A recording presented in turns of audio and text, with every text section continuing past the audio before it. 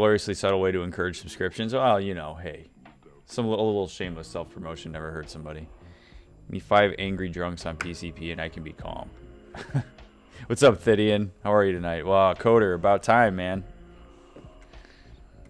Yeah, my capture card is like my most favorite thing, Stylobite. I actually wish I had a streaming PC, but I'm not big enough for that yet.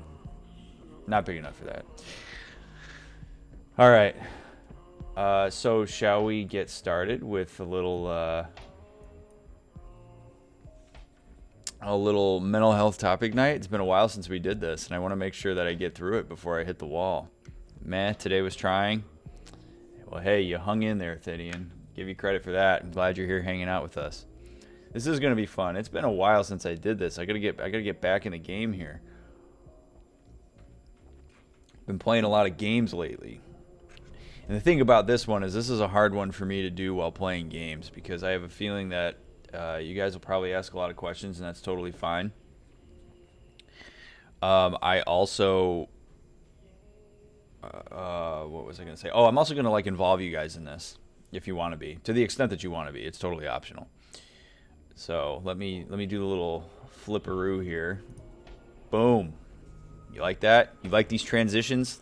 You know how good we're getting at these transitions. It's almost like I've been doing this for 6 months. All right, God, it's so weird to think that it's been 6 months. Absolutely crazy.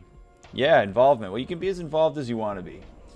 I by no means am going to require any of you to participate in this, but you're welcome to if it feels like it's going to be helpful to you. Absolute pro streamer for sure, Peregrine. That's what I'm here for, guys. I'm here to bring the professionalism. Here to bring the mental health, the professionalism. What's up, that guy? To hold the space that you guys fill. Barry Sachs. Holy shit, man. It's been a long time. Good to see you. How the hell have you been? Oh my God. It's so fun when I get to read names I haven't read in a while. It's so good to see you, Barry. Your Detroit clip is up to 30 upvotes. Which Detroit clip? What's up, Matt? Matt M. Oh God, we got Matt and Matt M. All right.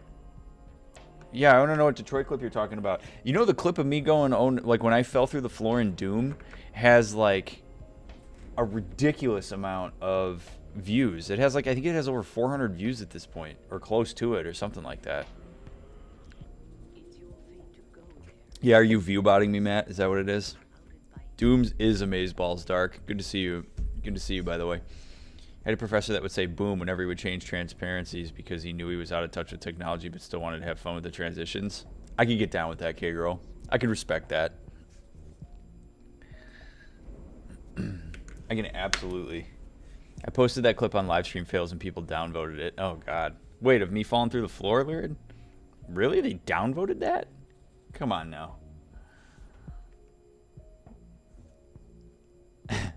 Hey, you never know, Matt. Maybe we'll find out something about you today. This is hard. It's hard to differentiate between Matt and Matt M. I guess I'm going to have to go with Matt M. Or Madam. Maybe I'll call you Madam. Oh, that's awesome, Lyrid. Well, it's a bummer it didn't work. My stream fail that Kramer clipped of me and Red Dead did, though. That one got a lot of traction. That's my most viewed clip of all time. When you guys made me drop the F-bomb on stream. By the way, Kilroy, your setup is freaking killer, man. Holy crap. Soya, thank you very much for the sub. I appreciate it very much. You are so kind. Thank you, thank you, thank you. So good to have you in here. Trina, hello. Barry, just got out of the hospital. I hope you're all right, Barry. Excuse me. Jennifer, hello. I've been called worse. Two solid months of research to get it all set up. Seriously, Kilroy, when I looked at that, I was like, oh man, that's what I need. I need those lights. I need a little bit of more even lighting on my face. Like, I think that diminishes some of the quality of the stream. I can still maintain the view.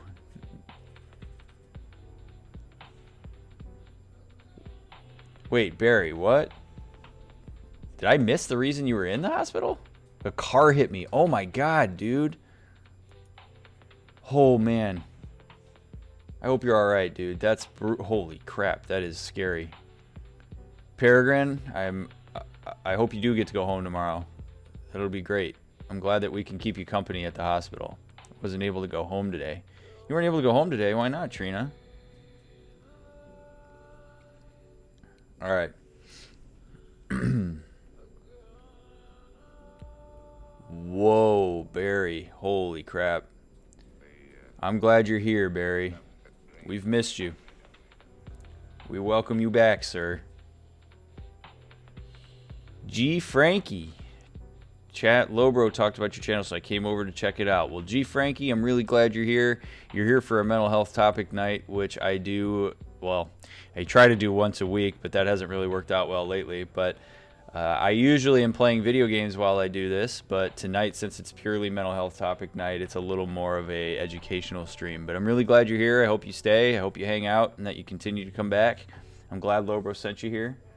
So glad to have you part of it. This community is wonderful. The community is what makes us fabulous, let me just tell you. Thidian, that's very kind of you, dude. Oh man, I really need to move that alert box. That alert box is in a crappy spot right now. Let's go ahead and do that. There's not really a good place for me to put the alert box. All right, we'll put it right there. Thidian, thank you, dude.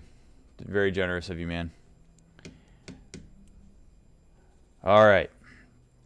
So, shall we do some chatting about self-talk modification?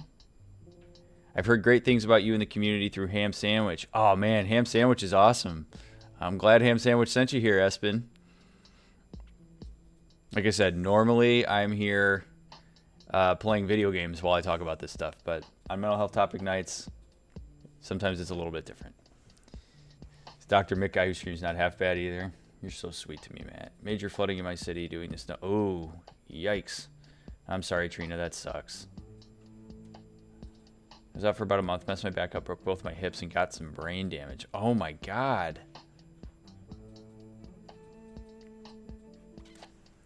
All right, Panda. I'll start. I'll do it just for you, man. All right. So, as I always have to say at the outset of something like this, when I do a mental health topic night, the reason I'm doing this is for educational purposes.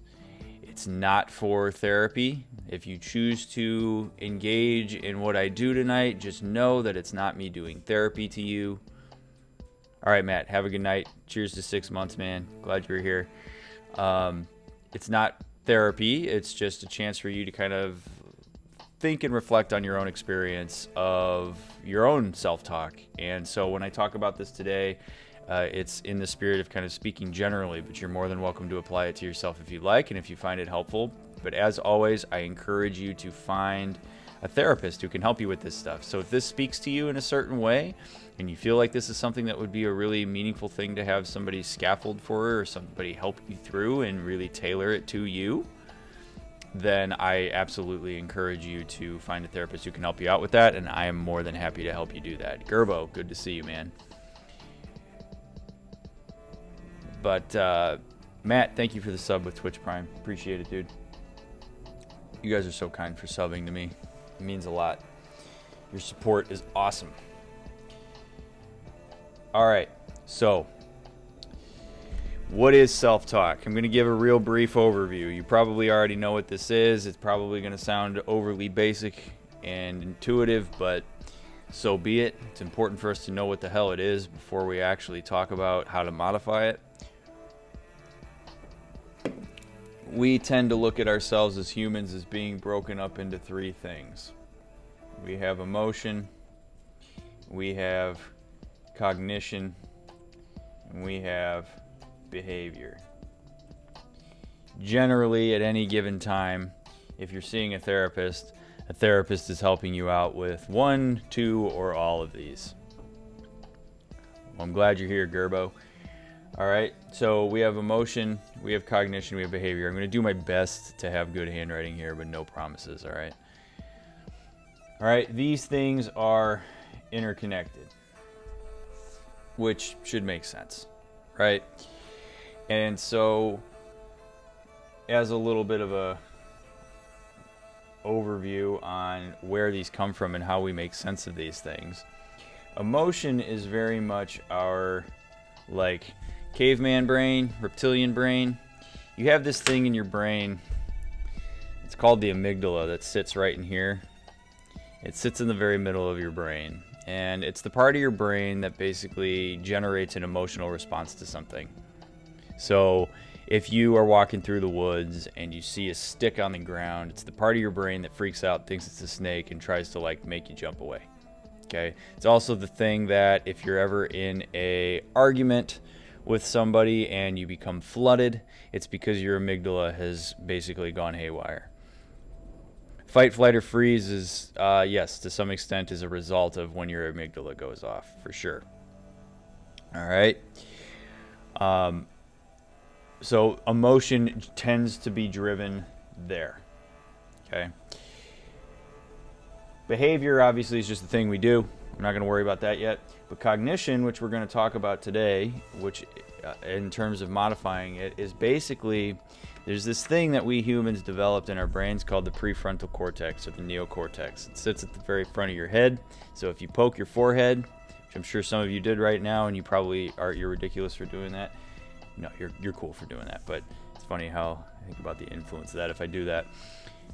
Your prefrontal cortex is the thing that takes an emotional response and then basically tries to process what it is that happened in a way that is far more sophisticated. Okay, so the idea behind this is, what's up, Uncle Bill? It's I wouldn't go so far as to say turning emotion into reason, Bloody. It's more of making sense of an emotional response. So emotion doesn't go away when you start engaging in cognition. It's just a way to make sense of your cognition. It is one of the newest parts of the brain, Peregrine, and it's one of the things that sets us across. Uncle Bill, thank you for the host. I appreciate it very much. Okay, so cognition is basically where we create meaning about things. And if you think back to the days when we talked about, yes, there is music in the background, Coder. If you think back to the days where we talked about schemas on stream, which is basically cognitive structures that help us categorize things so that we don't have to think so much about the world around us, then what those are created out of is cognition and the way that we're thinking about things. Okay, so self-talk, which is essentially, if you think about it, all of us have this like running narrative in our head, right? Like you hear your own voice inside your head. That is grounded in cognition. Again, I know that some of this is probably obvious to you, but it's important for me to set the stage as it relates to this. Okay, I'm going to erase this. So as a therapist, I'm thinking about these at any given time, but one of the ways that we tend to look at the relationship between emotion, cognition, and behavior is that emotion often generates a cognitive response, which then leads to a behavioral response. Now, some people would argue that sometimes you have an emotional response that leads to a behavior, and then you make sense of that behavior afterwards.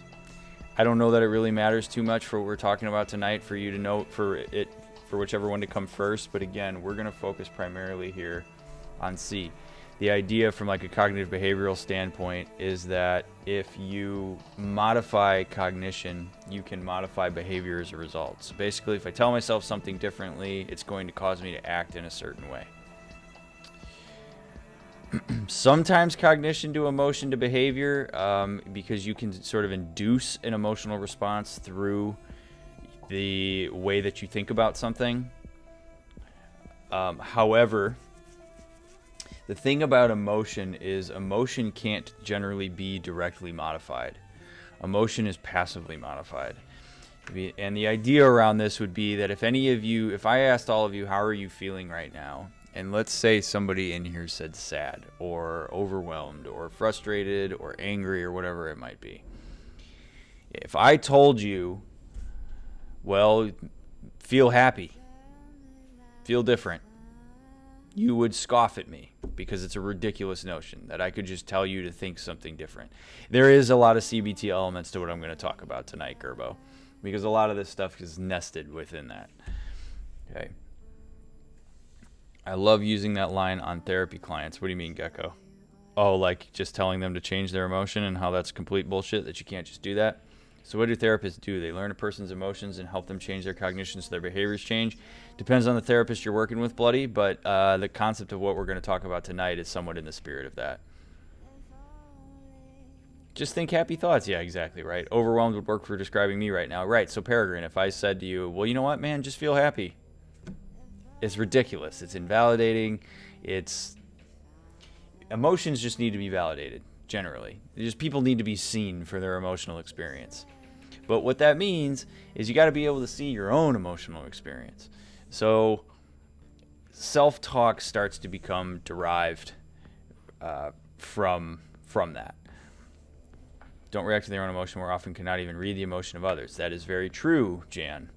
And so there is often more of a reliance on self-talk and cognition for people who are autistic than there is in neurotypical people.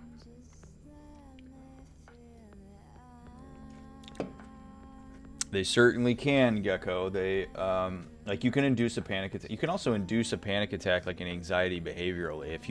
If I had all of you hyperventilate here for the next like 30 to 40 seconds, I could induce a panic attack in some of you. Not going to do that. Don't do that. Okay? But what are we talking about when I talk about self-talk specifically? I'm going to talk about it in the sense of like kind of the way that you talk, obviously, to yourself. So what is it that you say when you have a certain emotional experience or when you're making sense of the environment around you? And how does that basically form the way in which how do you form expectations of yourself?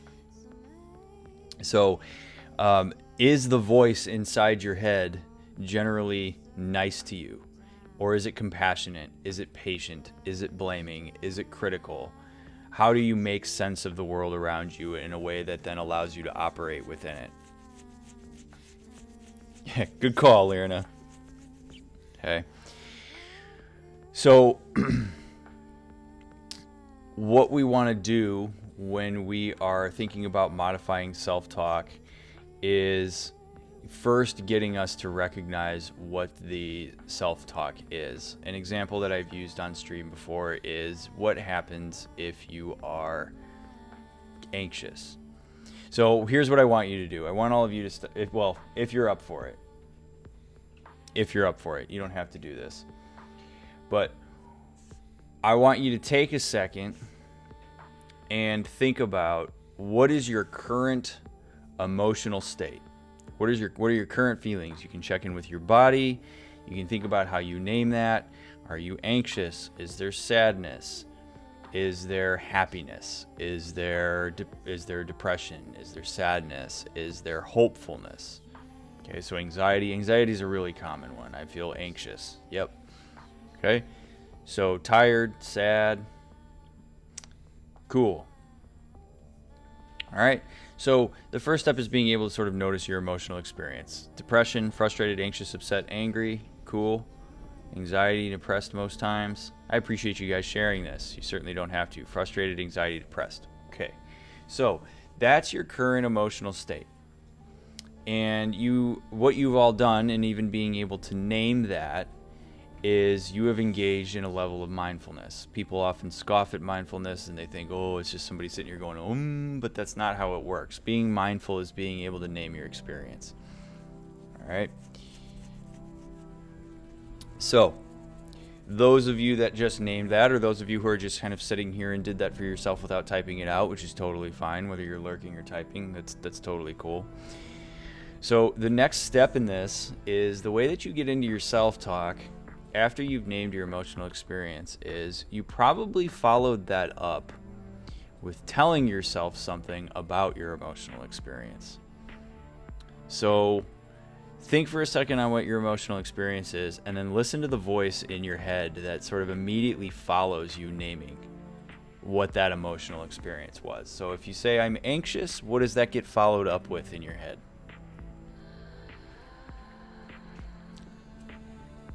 So yeah, I would agree with that also, G, that emotions just are. We qualify whether they're bad or not. Okay, I shouldn't feel this way. That's a common one. Oh God, oh God, oh God. Cool. The voice in my head is a critical bitch. Okay, there we go, pretty K girl. No one can understand. Cool. So thank you, Sawyer Rice. Self-doubt about the future of next week. I don't know. That's all right. It's okay if you don't know.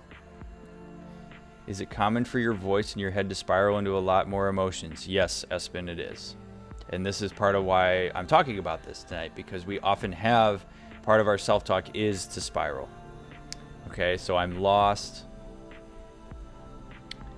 Okay, oftentimes what happens is people will meet certain emotional experiences by saying something along the lines of, I shouldn't feel this way, or I don't want to feel this way.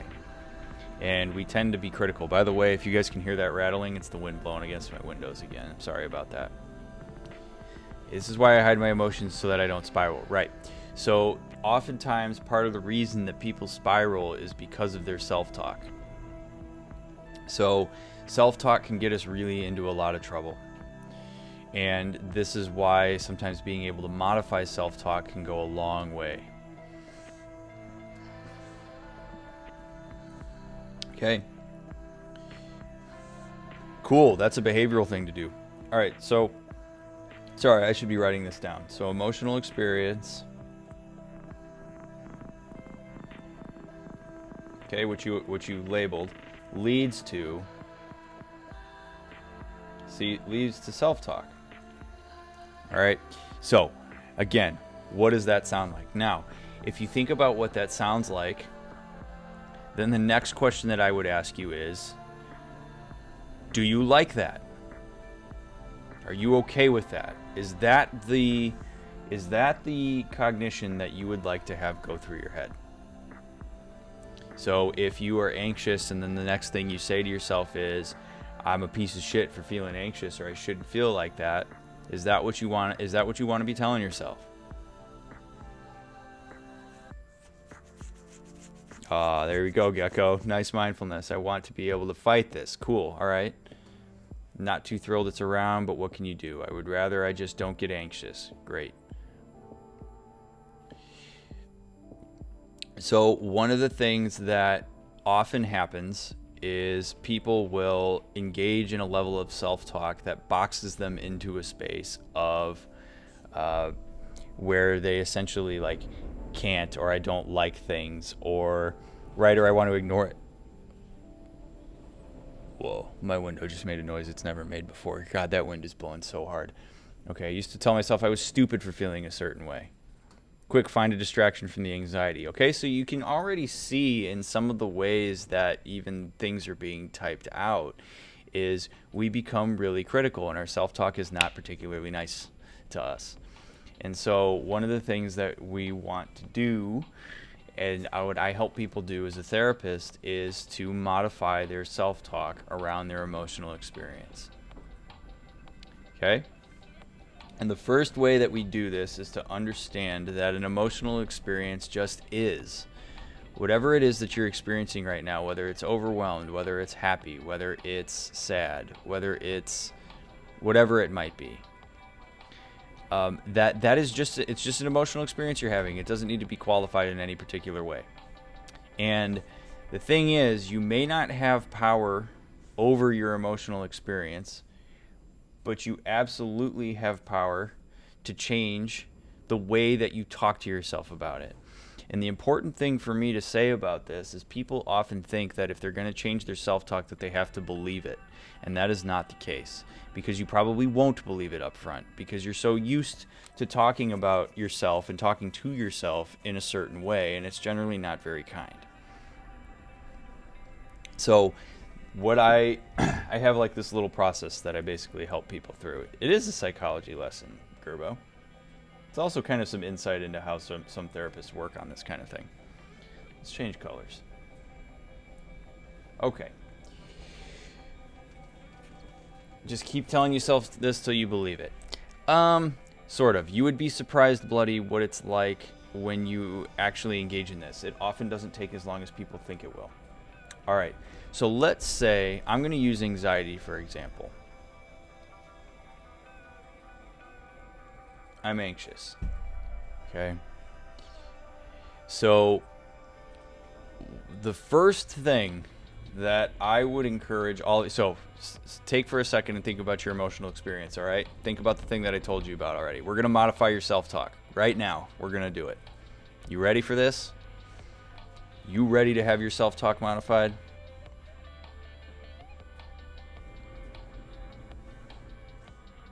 What you're going to feel when I do this, for those of you that are interested in doing this, again, you don't have to. If you just want to take it in, you're more than welcome to. Is you're going to feel how resistant you might be to this. And that's common. So I just want to tell you that up front. It's totally common for that to happen. Okay? Anxious.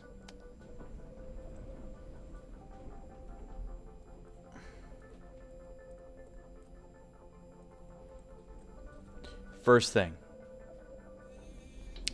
I see it. So take your emotional experience and then in your mind, take a second and say to yourself, I see you. And I might encourage you, if you're interested, if you're by yourself or if you're with somebody who you trust, say that out loud and see what it sounds like to hear your voice say that. Okay? I see it. So if you're anxious, I see you, anxiety. If you're sad, I see my sadness. Yeah, see? Exactly, Bloody. Anxious, I see it, say, I see you out loud and see what it sounds like. So, oh, wait, Panda, are you basically being like my closed captions? I appreciate that. I got to figure out how to get that. But yeah, so take for a second, take your emotional experience and say, I see you. Which is a very neutral stance to take, all right? It seems like my inner emotions are angry. Teenage that, yep, okay. That's all right. So again, if any of you need to stop at some point, like do it. Again, I'm not doing this to distress anybody. I'm just doing this for the purposes of illustrating it. It's totally up to you.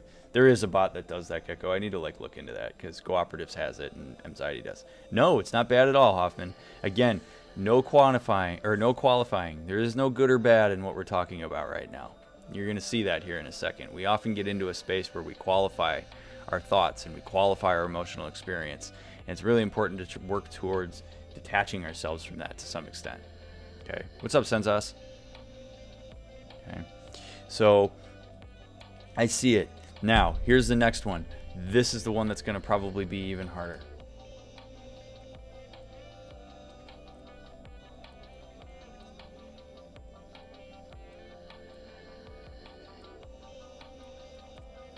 It's okay for me to feel blank. It's okay for me to feel anxious. As you might have guessed, when I tell you guys every night when I sign off the stream, your experiences are valid, this is essentially what I'm telling you. But what's really important, okay, cool, thank you, Jennifer. What's really important with this is you do not have to believe it. And I say this to people all the time, that when you talk about yourself in this particular way, you don't have to believe that it's okay. But objectively, your emotional experience... Wait. What? Hold on. Did I say something confusing?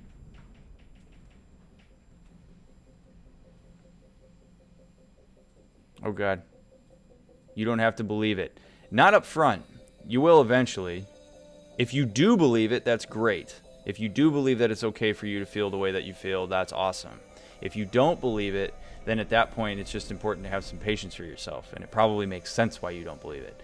I say you don't have to believe it on the outset.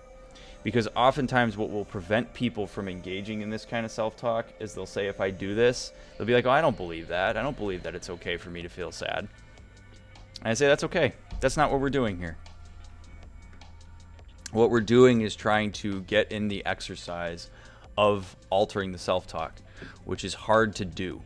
And there's a lot of barriers that often come up with that. One of those things being the belief thing. Another thing being that you have all these other things that swoop in and try to get you to stop doing this.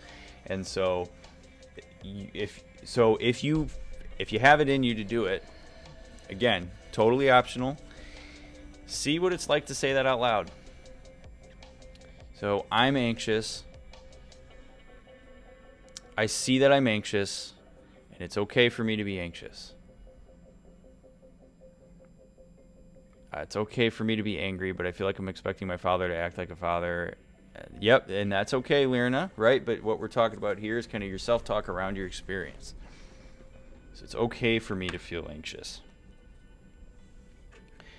Another one that you might say around this is, it makes sense.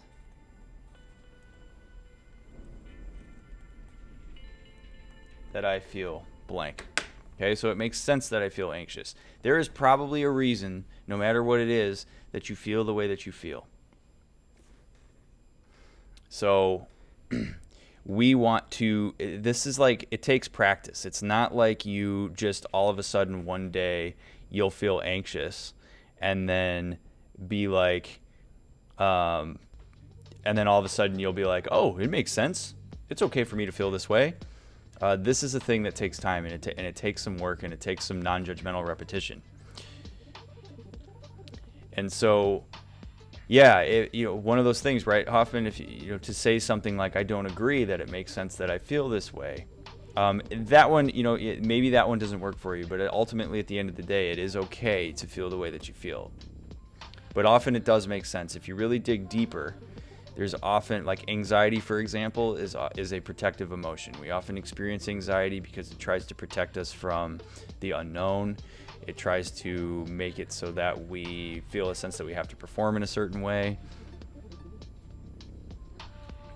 And yeah, self-validation, Lyrna, which is happening through an alteration of your internal dialogue. Because oftentimes what happens is we start telling ourselves these stories that are really self-defeating.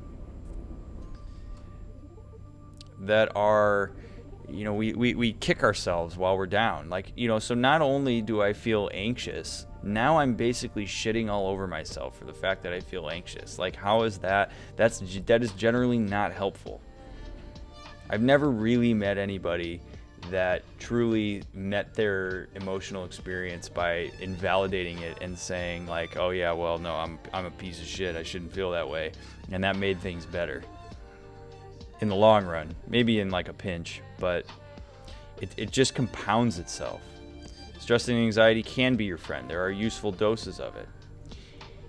And as I've said many times on stream, you can do things in the context of feeling anxious.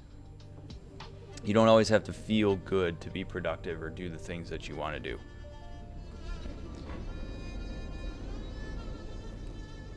That wind, oh my God, it's so intense. So intense. Okay, so emotional experience, modifying the self-talk.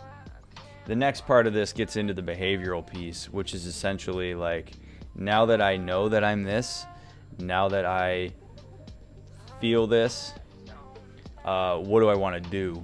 But I'm not so much worried about the behavioral modification tonight. Is it bad to think I just need to chug on? I've got things to do and places to be.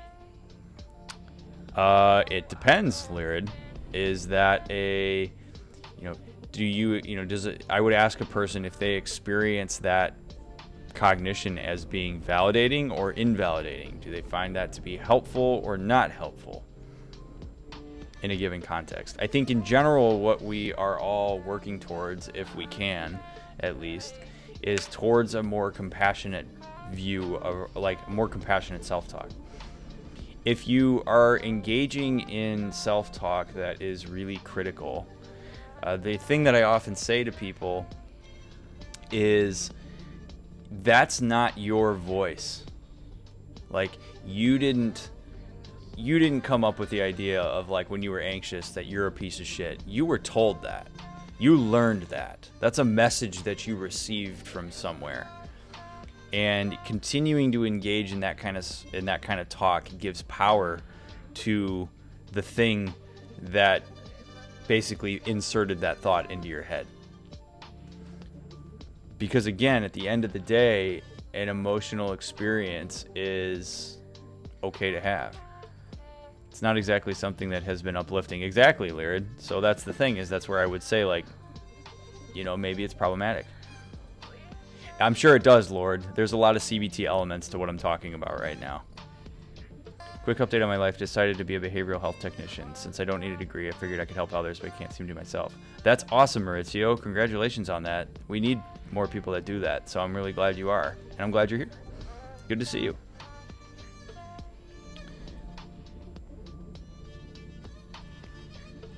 Okay, what was I just saying? It's okay. Oh, God. I lost my train of thought, y'all. What the hell was I saying? Weird how that happens to me. Okay. So this is just sort of how we... Boy, that was weird how I just brain farted there. Talked about how we're not getting into behavior today. Yeah, like I'm not getting into like what we do as a result. I'm just getting into the modification of self-talk. This is a way to start engaging in more compassionate and patient self-talk. And here's the thing, is this kind of compounds itself. So if you're sitting here right now and you're listening to me talk about this and you're thinking to yourself, oh, I can't do this. This is so hard. Yeah, Gerbo, I'm about to go one step deeper here. I'm just kind of talking about in general self-talk that's compassionate and patient towards yourself. We're gonna go deeper here in a minute. But if there was like when you were trying to do this, you couldn't do it, or you said I can't do this, or I don't want to do this, or whatever, I would again go back to encouraging you to check what your emotional experience is, and then validating that experience and kind of engaging again in self-talk that is more positive towards you. That is more like, you don't even have to necessarily go positive. It's just an acknowledgement. The man who says he can and the man who says he can't is right.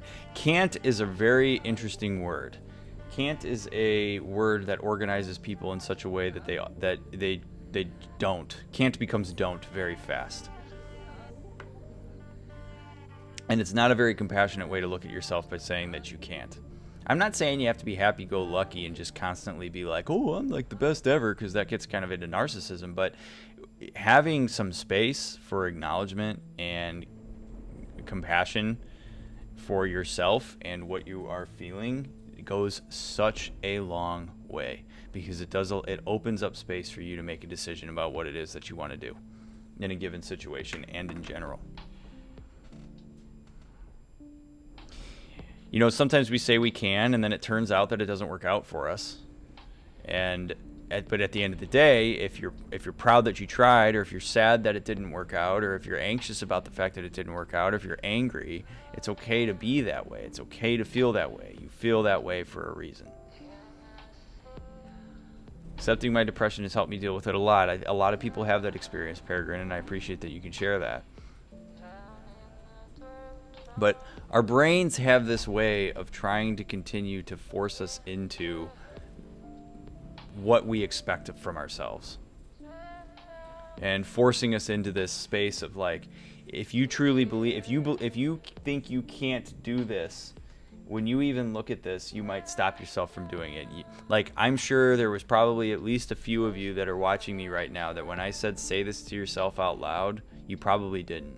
You might have wanted to, but you didn't, because there was something that was either scary about that, which in that case I'd say it's okay for you to be scared of that, or for whatever the reason. And whatever the reason, it's valid, because ultimately that reason prevented you from doing the thing that I had told you to do.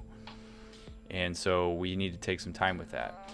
But if you can engage in this, which again, I'm going to go deeper here in a second, but if you can engage in this when you notice an emotional experience, that is going to go a long way to modifying your own self-talk. And yes, Gerbo, we are talking about basically self-validation. It's basically changing your self-talk from a space of criticism and negativity and hatred and disdain to patience and compassion. And the thing is if you can't be patient and compassionate with yourself, I make the argument that you, at the end of the day, probably aren't able to hold that space for others. as well as you think you can. Okay, so let's take a little bit of a deeper dive here.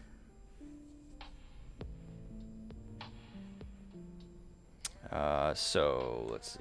Okay, I'm gonna erase this. Go a little deeper. I'm gonna make it less now about you and the way that you talk to yourself, and more about how you can modify kind of self-talk and cognition around a particular thought that comes up. Yeah, it's all right, Soya. Would writing this in a journal have a similar effect to saying it? For some, it might, that guy. You certainly could do that. I've had people say that they find that to be more helpful than others. There's no right or wrong way to do this, so long as you're engaging in the practice. And again, this becomes easier to do if you make an effort to do it over time. It's like anything else. It's like exercising. You know, if you're gonna want to bulk up, you got to keep going to the gym. It's the same thing mentally. If you want to alter your self-talk, if you want to be nicer to yourself, you have to actively engage in modifying that. It's not going to just happen. And actually, it gets harder to do over time because it just gets reinforced by both ourselves and by the way that we put ourselves out into the world. And there's all sorts of self-fulfilling prophecies that happen, and that's brutal. So the more active you can be, the sooner. What better time to start than right now? And if it's hard, you be patient with yourself. If you struggle, you acknowledge that it's struggle, and you continue to be compassionate. There's nothing wrong with being compassionate towards your experience. Okay?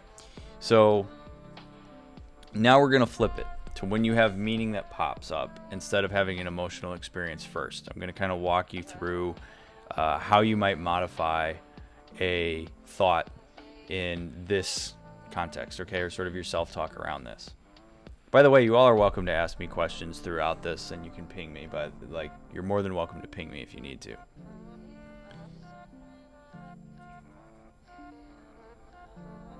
Okay. All right, Jennifer, have a good night. So, oh yeah, self-fulfilling prophecies are brutal. What's up, Gappy? I hope it does. I hope you're able to stay around. Keep my fingers crossed for your Wi-Fi, man. Where's my LaCroix? Oh, my LaCroix's right here. I need instant gratification, so giving myself time is extremely hard. Yeah. That is tough, right? And so that just speaks to, again, the need to build a level of distress tolerance. And, oh God. And hanging in there with yourself and being patient. Basically, like, if you say it's okay for me to be anxious and you don't experience a sense of gratification, to be able to also say to yourself, it's okay that I didn't get that. I know that this is something I need. At the same time, in this moment, I want to give myself some space. So that's what I'm going to do. And this is where I say, if this is something that speaks to you, but you think to yourselves, I'd love to do this, but I don't know that I can, or it's really difficult for me. This is where a therapist can really help you out with this. I mean, I'll have people that I see for months where this is what we're doing constantly. So it's just sort of part of it. It's the nature of this. The human brain hates change. We hate change. And doing this constitutes a change. And sometimes there's not instant gratification from it. Sometimes it actually feels like a punishment to do this. Because now all of a sudden I have to deal with all these other negative thoughts. I have to deal with the spiral. Why the hell would I do this if it's just going to make me feel worse? And so over time, you'll become rewarded for it. But sometimes, yeah, people don't have the patience for it. People prefer what they know and what they expect to what they don't know, almost universally. I've had some heated exchanges with my therapist while going through this. And I hope your therapist was willing to hang in there with you on that, Lord, because they should. More people are stressed and anxious in highly competitive countries like the US and China. Yeah. Why does the brain hate change so much? If so often of the time what it needs to be changed is harmful. What needs to be changed is harmful. You know, it's an interesting question, Bloody, and it's because when we don't have to experience change, our experiences, I mean, ideally what happens is if you don't have to change, you don't have to attend to more factors, and it's easier to survive. If you know what to expect, it's easier to survive. You sort of have to go back evolutionarily and say, if you didn't know what to expect in a given context back in the days where we were chasing lions, tigers, and bears, you could be killed. So you want to be able to be familiar with your environment and not change it too much, because then there's less you have to think about and more you can be alert about. As we've moved into the way society is structured now, it's not so much we have to worry about being chased by lions, tigers, and bears, but we still don't like change because we like being able to anticipate things. We like when our experiences and our expectations square up, but too often our experiences don't square up with our expectations. And with EMDR, yeah, that is the right acronym. It got a little more interesting. I bet it did, Lord. EMDR can be intense. Every time I try to think about my depression, I end up in a huge depressed episode. Yeah, it can be tough, Gasso. And that's where a therapist can be really helpful, because they can work with you through the self-talk, through that, and be patient.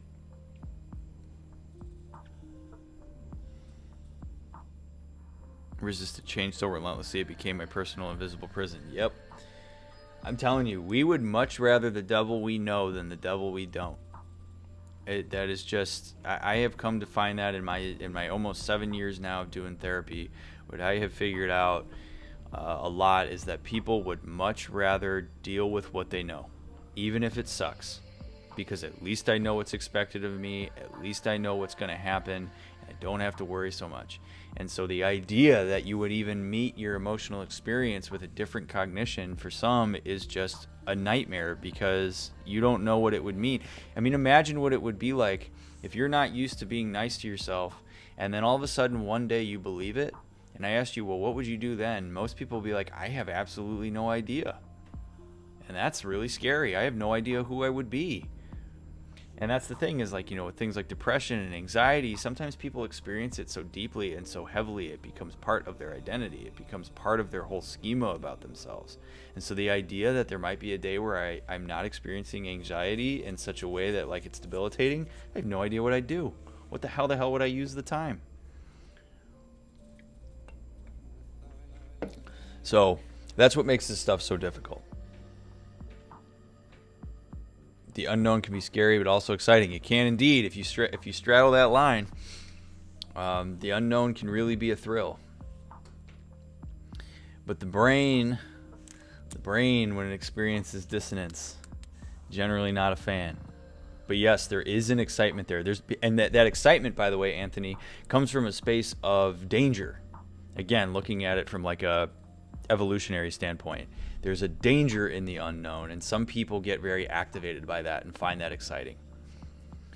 What can you do to deconstruct a negative mindset? Oh, I'm so glad that you said that, Storm Blessed. By the way, welcome in, Storm Blessed. That is actually what I'm going to go to next, is talking about that. All right? So hopefully what I'm about to do is going to answer that question, Storm Blessed. So the first thing that we're going to do is we're going to start with the idea of a negative thought. Actually, I should write this like this.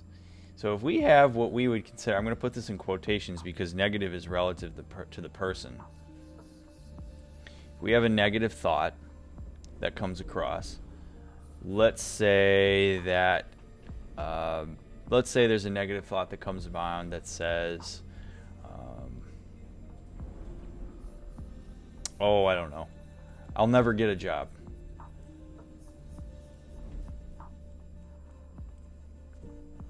There's just an example. By the way, using words like always and never, generally not useful because it's generally not the case. Okay, so I'll never get a job is going to be the example that I'm going to use here. I'm sure all of you, so think right now, I'm sure all of you have had a negative thought that's popped into your head even over the last, hour that we've been talking. So take any negative thought that you have. All right, we're going to plug it into this. We could do a cognitive distortions night, Gecko. That would be pretty fun. I actually have a lot of them. Maybe I'll get into it. The verbiage of cognitive distortions, though, is interesting because distortion has like the suggestion that there's like an objective reality and all this stuff, and I get annoyed by that. But okay, so we have a negative thought that comes across. So yeah, speaking in absolutes gets people in trouble all the time. Okay, so negative thought. So the next thing that we might want to do, if you want, is you could figure out what is the emotion that's associated with this thought. Some people find this useful, some people don't. So, you might say that the emotion that is coupled with this "I'll never get a job" is like hopelessness or sadness. Lime drop, hello. I've had so much success in the last 2 weeks replacing words like should and need with have to and can and may and would benefit from. That's cool. One of the things that I've helped people with is if they say something like, instead of saying I can't, you might say something like I'm just not right now. Something like that. Why are emotions so tiring? Because they're activating, Gerbo. That's just kind of the nature of them. They're very activating. All right, so we're gonna hopefully this will answer some of these other questions too. And lime drop, what you're talking about here is kind of where I'm heading, which is you have this negative thought that comes up. And then the next thing that we want to do, and this is sometimes hard for people, and sometimes you need a little help with this, is searching for evidence that does not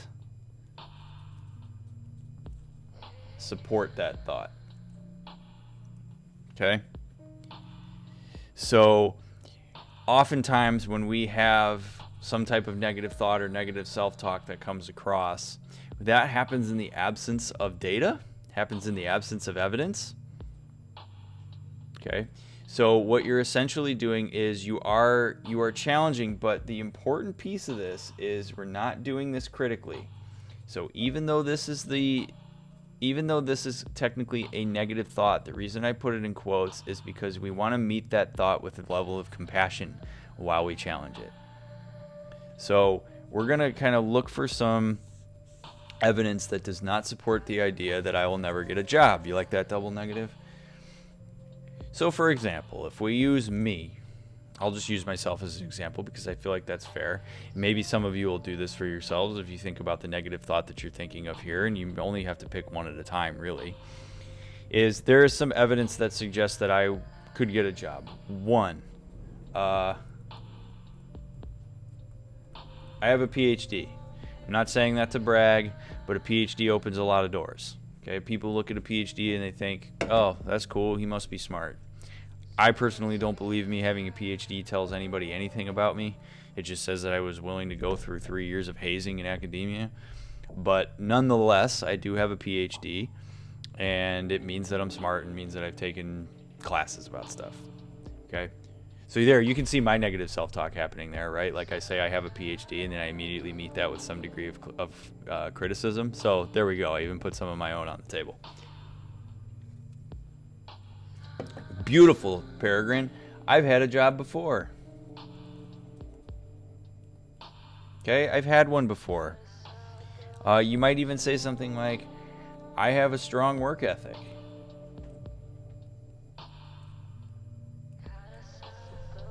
Or I work hard. Right? I just haven't applied to the right one. See how that works? Okay, so, it's meeting that thought of I'll never get a job, again, in a neutral way, if nothing else empathically, by saying just here's some evidence that runs counter to that thought. I need to get this job to afford what I need. Well, that might be, here's the thing is that might be a statement of fact. Adriana, thank you for the follow. I appreciate it. I need to get this job to afford what I need. That may be a statement of fact. The issue might come, Bloody, when a person says, I can't, or I'm terrible if I don't get it, or something like that. That's more what we're talking about here. I mean, ultimately, I need a job is not really a cognitive distortion if you do indeed need a job. Isn't part of the reason PhD programs turn into hell is because they treat PhD students like cheap labor? There are programs that do that, Nero. Yeah. It is a good way to get publications out if you're on the faculty of a doctoral program. For sure. But it's just hard because there's just so much you're doing and there's not enough time to do it, really. Well, I got out of there in 3 years. Hammer that baby out in 3 years. I don't recommend that. Any of you that are doing a PhD, don't do it in 3 years. You'll hate yourself. Okay? So, again, empathically and neutrally looking for evidence that runs contrary to the negative thought that came through your head. Okay? You all following me so far? I hope so.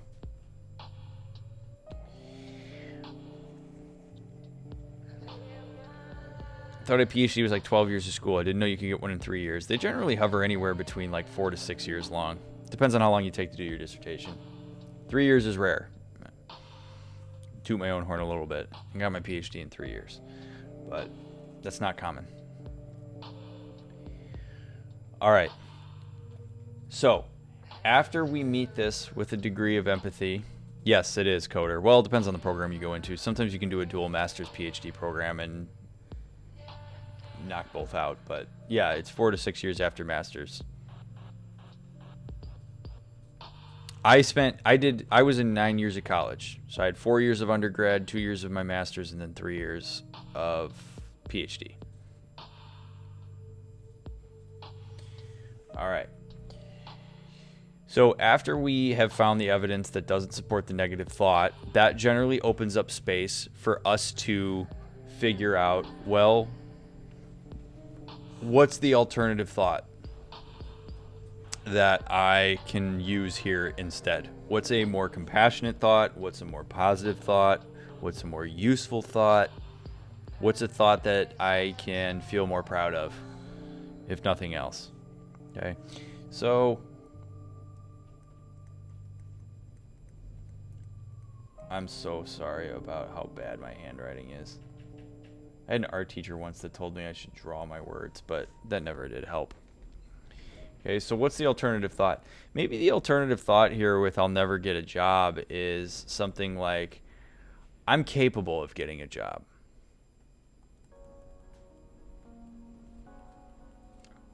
Or I will eventually. Something like that. Or even just, it's important for me to get one.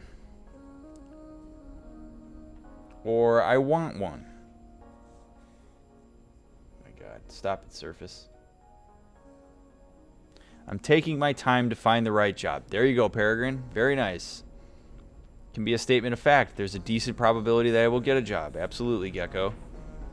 How does people less capable than me get jobs rank?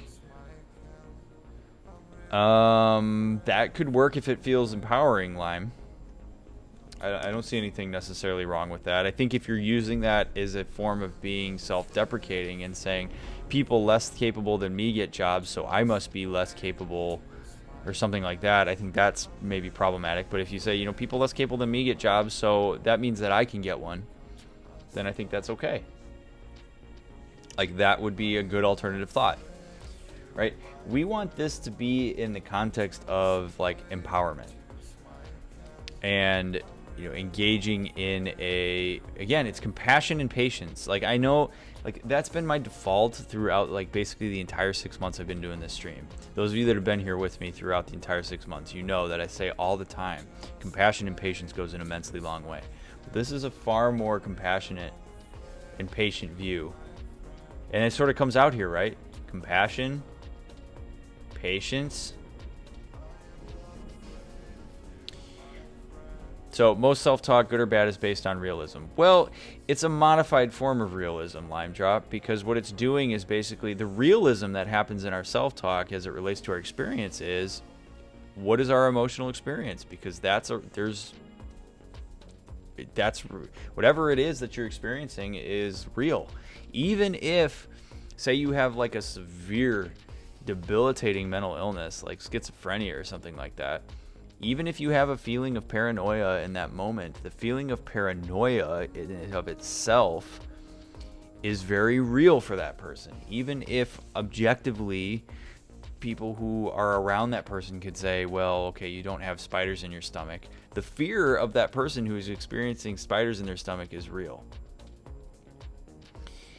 And so what this is doing is, this is kind of what Gecko just said. This is not realistic. I'll never get a job. That's not true. Probably. So what we want to do is just kind of move this from a space of being completely unrealistic to being a space that is more realistic and empowering in some ways, because this type of self-talk, okay, first of all, if you need to go on the job search, are you going to be more likely to go on the job search if you say to yourself, I'll never get a job, or if you say, I'm capable of getting a job and I will eventually, or that I'm taking my time to find the right one? You're probably going to go engage in finding a job if this is your self-talk, more so than you are for this one. Okay? So then what we want to do is we want to connect this process with our emotional experience. So again, if underneath this we have our emotional experience, if this is hopeless and sad and defeated, not so fun. This is where I said emotions are moved passively. Passively, through engaging in these alternative thoughts, you potentially have a sense of empowerment, of pride, maybe. I mean, I don't know. It would depend on you and kind of what you experience there. But our emotions change indirectly as a result of this.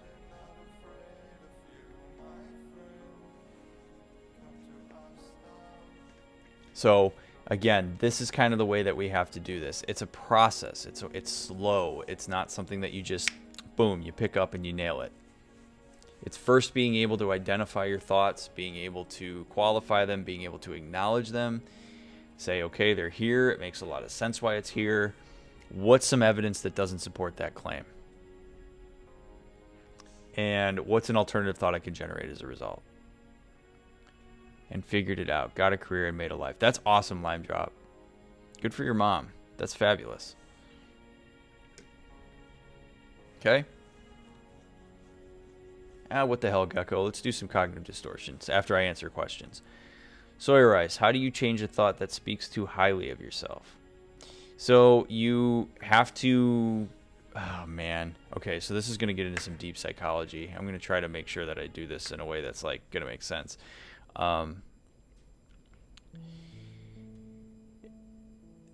If you have a thought that speaks too highly of yourself, there may be a chance that you're not recognizing the areas where you need to grow if that overpowers. And what we essentially want to do in these moments is be able to hold the entirety of our experience and who we are in the thought. So, I am simultaneously a pretty smart guy who is happy most of the time and likes to do a good job in anything that I do. If I let that be the thing that completely organizes my world to the detriment of not acknowledging anything else, then I am potentially going to go down the road of narcissism. I have to also acknowledge that I am prone to anxiety, that I like to perform, that sometimes I can be, there are times in my life I can be overbearing, I can be an asshole sometimes. Like, I have to be able to hold all of those things at once. So you don't want one cognition to basically be the core guidance if it's going to cause harm in other ways, if that makes sense. Could it be possible for this process to work backwards, like having thoughts that support negative thoughts?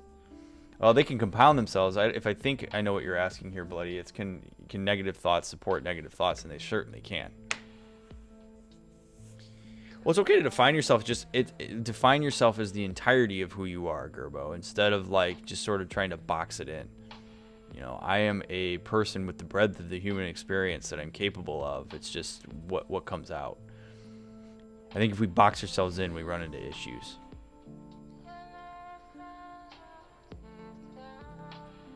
Oh, nice. All right, so you just posted the cognitive distortions Wikipedia. Sweet, Gecko. I was gonna say, screw it, let's go. Let's talk about some cognitive distortions, but now you just posted the Wikipedia page, and I don't have to do it.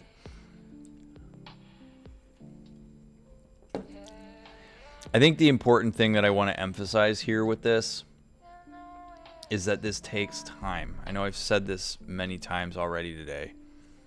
Like, this takes time.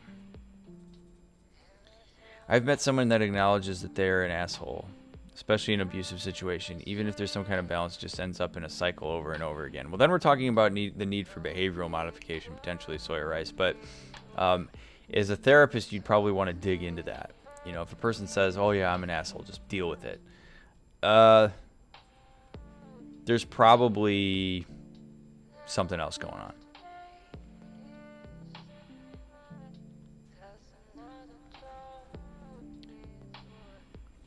My depression tends to lead the opposite way. It doesn't really matter anyway. I don't need to do my best. I kind of just realized that, so thank you. Well, you're welcome, Peregrine. Can we leave cognitive distortions for another night? There are a lot of them. What's interesting is I actually, just so you all know, just so that I'm not just doing this because of Gecko, I actually prepared a list of cognitive distortions to talk about. I mean, maybe I'll just give an overview. 15? No, well, how many? Did you count that fast, Lyrina? That's amazing if you were able to count that fast. 1, 2, 3, 4, 5, 6, 7, 8, 9, 10, 11. I got 11. Oh yeah, there's plenty of types of cognitive distortions. Plenty of them. I'm going to briefly go through. I'm going to give you some examples of what would constitute a negative thought, because this might help answer some questions about how do I know whether my thought is negative or not. And so I'll give you a few examples of how you might know if it's negative or not. This might speak to some of you. There may be some of these where you're like, nah, I don't do that. And there may be others where you're like, oh my God, I do this all the time. Okay. So let's see, do I want to erase this? Let's scroll. Yeah, I'll erase it. Bye-bye. Pew, pew, pew, pew, pew, pew, pew. I hope you guys are finding this helpful. I'm trying to talk about it in a way that's a little more digestible and makes sense rather than getting too far into therapist speak. I don't think it's useful if I get too much into therapist speak and go overboard with the explanations of theory and all that stuff. I know sometimes it's interesting, but... Alright. Number 1. Dichotomous thinking, otherwise known as black and white thinking. Basically, the idea that something is either over here or it's over here, that there is no space in between. I did forget a spot, didn't I, Hoffman? Got it. Okay. Dichotomous thinking, black and white thinking. It's all or not. All or nothing is another way to put it too. Absolutely, G. So it's the idea that so one example of this would be Dr. Mick is either the greatest streamer or the worst. Like there's no in between. Or, Dr. Mick can do no wrong. Something like that. No, I can do wrong. It's part of what I was talking about there with kind of reintegrating the entirety of a person. So people like to split things into good or bad, and we want to get away from that. Okay, so if you have a tendency to jump into some black and white thinking or dichotomous thinking, by the way, this dichotomous thinking is one of the ways that the media currently preys on people. We talk about stories in such a way that there's either one side or another side, that there isn't nuance or gray area. And that sucks. So we have cognitive distortions abound. It's just in general, kind of the way that information is given to us. But part of that is, the reason that we do that is because it reduces cognitive dissonance. Having to hold two opposing ideas in our head at the same time, the brain hates that. It hates trying to compute that. Okay? Next. That you can't be a moderate, right? I mean, anymore you can't. You have to take a stand. You can't, like, go with nuance and all this other stuff. And again, it's because people don't like that. People don't like the idea that you could, you know, I don't know, a common one is that you could love the Washington, D.C. football team but hate the name. And think that the name of the team is racist. Like, that causes cognitive dissonance. Like, I bet you there's somebody or a few people that are watching the stream right now that just experienced cognitive dissonance when I said that out loud. So, take that with what you will. Okay, next.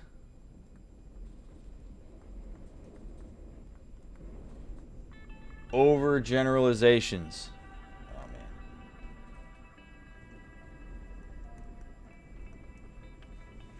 Okay. Yes, they do, G, because it helps us make sense of the world in a way that's a lot more predictable. Yeah, there you go, Gecko. That's a beautiful example. All psychologists know this stuff as well as Dr. Mick does. Yeah, there we go, Gasso. I thought we could get you out of lurk. Okay. Yes. So basically, it's the idea that you take one example and then you extrapolate that to being an overall pattern. And that's we don't want to do that.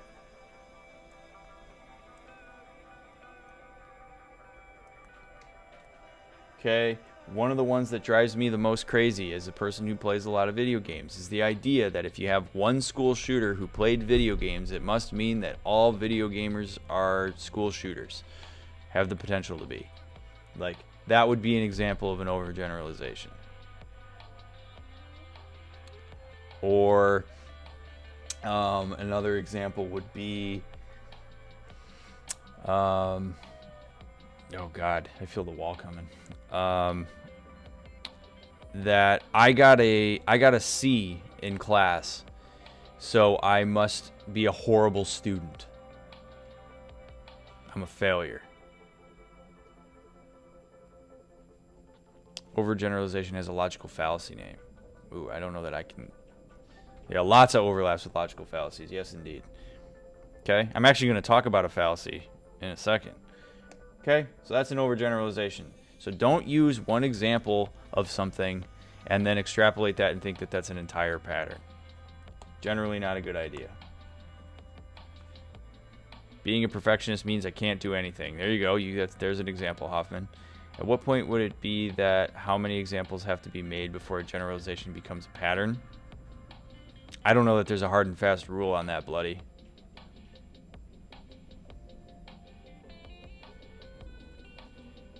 No, never, Gecko. You don't do that.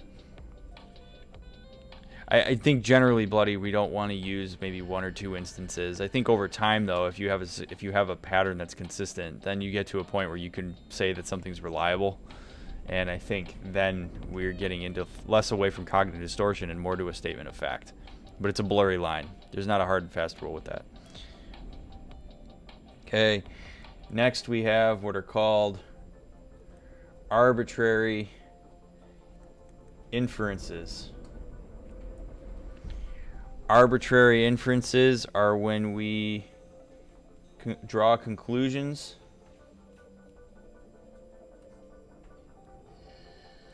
in the absence of data.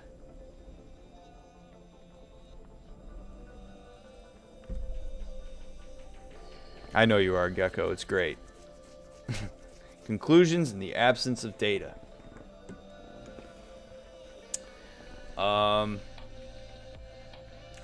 Dr. Mick hates the Los Angeles Dodgers. Okay, how'd you know that? Dr. M looked away from the camera. He's obviously hiding something from us. That's another good one. Sounds a bit like cherry picking. Yeah, I suppose you could say that, Gappy. You hate baseball? There you go, Hoffman. Good one. Excellent. Clearly I hate baseball. I only wear a baseball hat every single night that I'm on here. So, yeah, again, it's drawing a conclusion in the absence of data. People like to do this, and it's not helpful. right? So that's another example of when we might want to alter that idea. Oh yeah, soy rice. Everybody does this. We all do this. I do it. You all do it. Everybody in the world does this. It happens every now and again. Where this becomes problematic is if we start to operate on our environment based on these. We have to be very careful. It's not necessarily generalized. Well, when I say we all do this, it is generalizing, but it's also that's a pretty much a statement of fact that we all do. Like humans, I don't think humans cannot do this. So this is absence of data.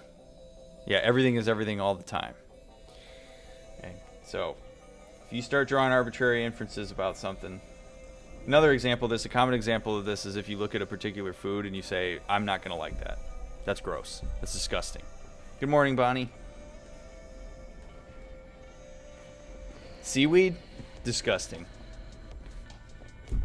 Where the hell's your data, man? By the way, seaweed salad? Fabulous. I love it.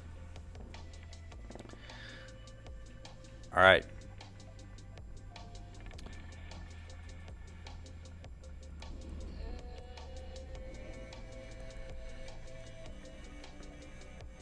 I hate the ocean. Yeah. See how ridiculous that is? What that also does is if you bring arbitrary inferences into a conversation, it forces people to be defensive because it puts words in their mouth. Mind reading. We see this all the time in relationships. Es no bueno. This is basically expecting people to know what we're thinking. So in the example where I said I'll never get a job, if I had an expectation that all of you should just know that that's what I'm thinking, read my mind. Not cool. Oh, that is true, Panda. You got me there. Okay. Mind reading. This is also known as jumping to conclusions, but mind reading is kind of the easier one for people to connect with. So an example of this would be, they should know, or something like that. What Gecko does. Yeah, there we go. Yeah, Gecko's pretty good at that. Me and Gecko are on some kind of wavelength. Is it a cognitive distortion to believe that EEG tech can read minds? I don't know. Do we have data that suggests... Well, I mean, I guess it can't technically do that, although it can locate certain things in the brain. I suppose you could call it a cognitive distortion. Why didn't you all ask while I was still at the hospital? There you go, Peregrine. See, you guys got this. This is great.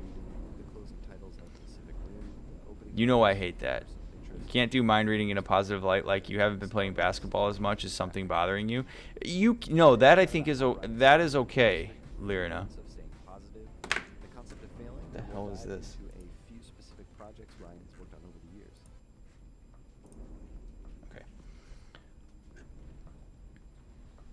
Okay. Yeah, I know. I heard that too, Coder. I don't know what the hell that was. I just readjusted it. You should have all known. I mean, but so mind reading is that's not so much mind reading, Lirina, as it is that like just noticing something that happened for somebody and then being curious about it. I think mind reading would be if that person expected you to know that something was bothering them and that's why they aren't playing basketball. Does that make sense? Yeah, like what Bonnie just said, that's more like empathy.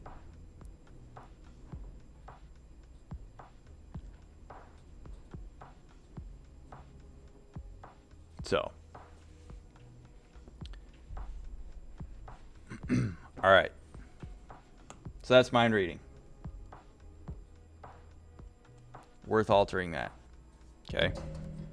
What the hell? Okay. Oh my God, I'm hitting the wall. Hitting the wall, you guys.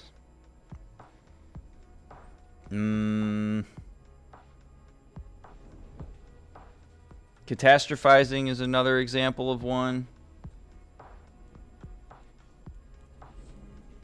Some cool words that happen in here.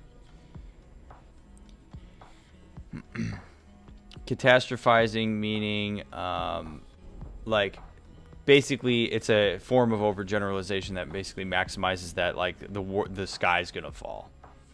So if we get in an argument if me and Allie got in an argument and then I thought, oh, this is the end of the relationship, it's over. Yeah, if I don't finish this mental health topic, like if I don't finish this mental health topic night, nobody's gonna come back to the stream tomorrow. That would be catastrophizing.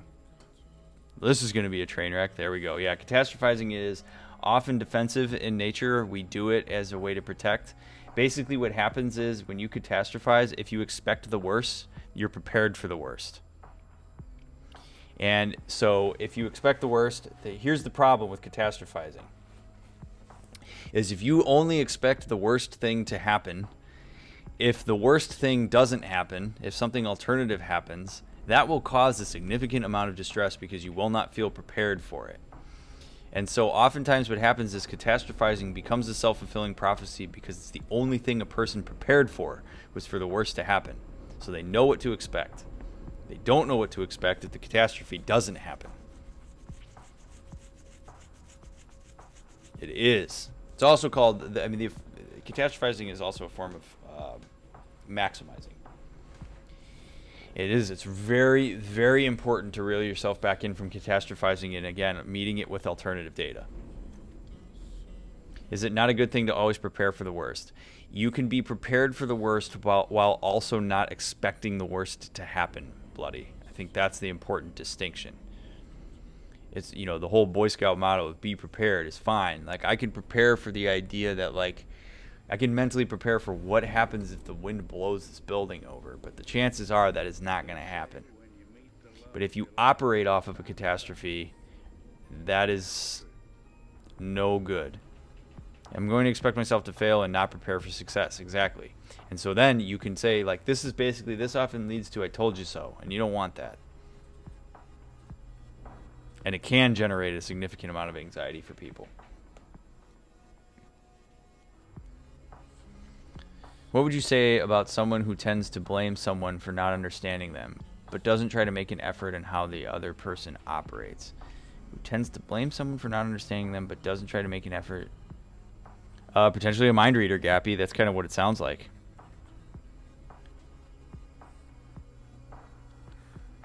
Again, it's okay to think about what's the worst that could happen. You just want to evaluate as much as you can the entirety of a situation rather than jumping immediately to a conclusion that the worst is going to happen or that one thing happening means this is the end or this is the sky is falling. All right, I'm going to do a couple more and then it's wall time, man.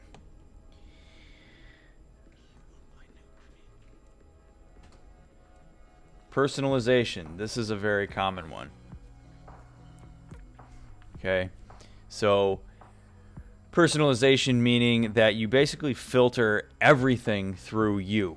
So it must be me.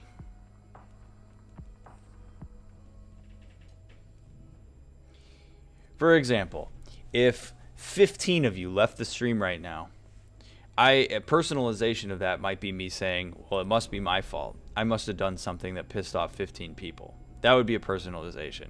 Now, that may be true. So, again, it's not necessarily a distortion, but it's a distortion if that's the only thing I operate off of. There is a chance that if 15 of you left right now, it might just mean that you are all in the same area and the power went out in that area. Or 15 people got tired and decided they wanted to go to bed at the same time. Maybe they were enjoying the stream, but they fell asleep and then their computer shut off. Whatever it might be. So, that's kind of an example of personalization. People do that a lot. It's my fault. It must be me. Me. Narcissists are guilty of doing this all the time. Yeah, distortion is something that is to be avoided, bloody. The idea that if you have a cognitive distortion, it's going to cause problems. And that you want to restructure that thought. You want to go through some of the modification that we talked about earlier. All right. The last one I'm going to talk about here is what's called the control fallacy. I really admire what you're doing. You know your shit. I've learned some stuff, and it's mind-boggling that you do all this on Twitch after working a 70-hour week. Swarman, I appreciate you saying that very much. I'm really glad you're here. I'm glad you've learned something. This is a lot of fun for me. This is my self-care. So I would be playing video games anyway, and I love talking about this stuff. And so this is actually a lot of fun for me. So I'm really glad you're here, and I'm glad that you enjoy it. And I appreciate the kind words very much. How do you alter personalization? So Rice, you alter personalization by looking at what are some other factors that might be at play here other than it just being me. Potentially, it's basically going from it is me to it's potentially me. But what else could it be? Looking for alternative explanations. I always think it's my fault and I have to do something about it. There you go. Appreciate you sharing that, Bonnie. Okay. Control fallacy. Here's the thing. Control fallacy goes in two directions. One, I have no control, or I have complete control. Both of which are distortions. You do have some control. As I've told you tonight, if you go into this saying, I have absolutely no control over my thoughts, that's a control fallacy. You do.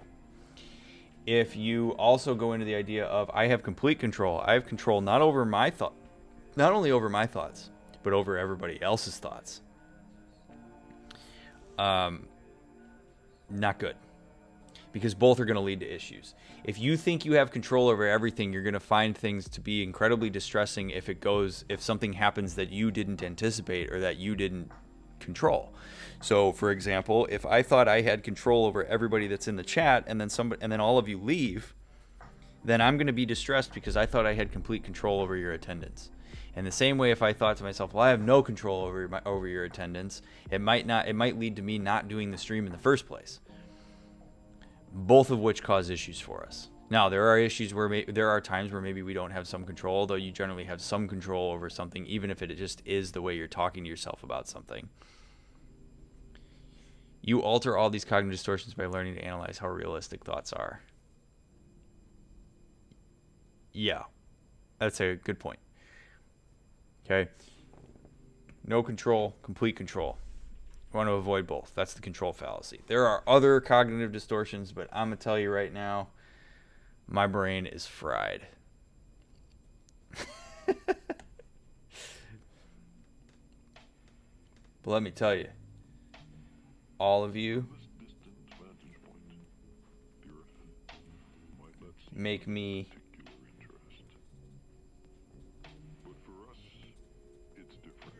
very happy.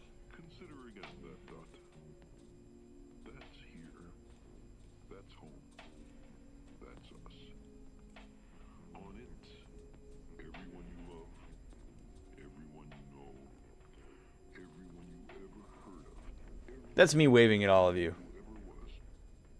So you need to accept that you don't have complete control, and that's okay, but also realize you do have some control. That's exactly right, Coder.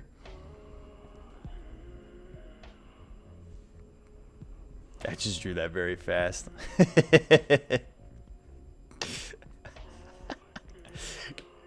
go ahead and swap it back here.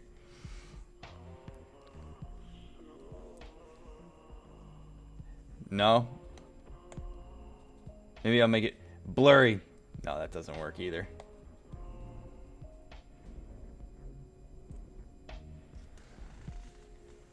There we go.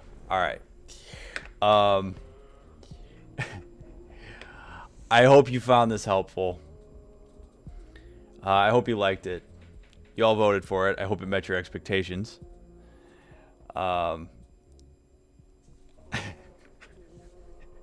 Maybe we should do a drawing stream sometime. It'd be fun. I actually have artwork that's hanging up in Allie's therapy office that I did. But yeah, I hope you guys liked it. I hope you found it useful in some way. I appreciate all of you very much. What about Jackbox Party Pack? Guess what, Gerbo? We're playing Jackbox on Saturday. Swarman, thank you very much for the subscription. That is very kind of you to subscribe to me. That means a lot to me. Thank you. All of you that subscribe, it means a lot to me. Well, good. I'm glad you enjoyed it, Espen. Good night, Hoffman. This is fun. I have missed doing these mental health topic nights. It's been a while since we did one, so I'm grateful that we were able to make it happen. I appreciate you letting me move it to tonight instead of doing it yesterday. We'll keep doing them, especially since my schedule is going to die down a little bit here coming up. But you are all wonderful. You're part of my self-care. It means a lot to me that you hang out with me. As I always say, I'm glad your Wi-Fi worked out for you, Gabby.